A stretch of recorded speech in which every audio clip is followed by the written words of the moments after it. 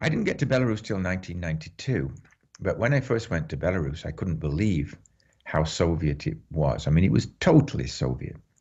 Even though there was a popular movement, there was a popular front at that time, and they had some deputies, 32 deputies in the parliament at the time, but the communists were in control. The communists occupied 85% of the seats in the parliament.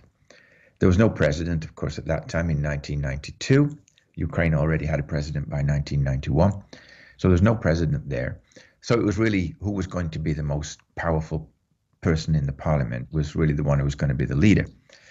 And I found it also bereft of foreigners. There were hardly any foreigners to be seen in Belarus, whereas in Ukraine, we would spend nights in hotels talking to all kinds of people, from dissidents to political leaders. I remember I had Yuriy Scherbak and Dmytro Pavlyczko. We would meet in a restaurant, we'd have a long discussion.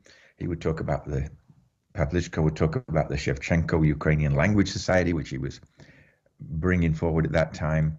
Scherbak would talk about environmental stuff. And you could do that. You couldn't do that in Belarus. You could meet opposition type figures. I went to a conference there, I remember in 1992, on Chernobyl, but it was more or less from a kind of opposition perspective. The opposition were the ones leading the way in trying to uncover Chernobyl, whereas the government regarded it as something alien. They didn't want anything to do with it, and they didn't like foreigners either. Quite simply, they didn't like foreigners. So it took a long time, I think, for things to change in Belarus compared to Ukraine. And as you know, national consciousness in Belarus is a long way behind Ukraine.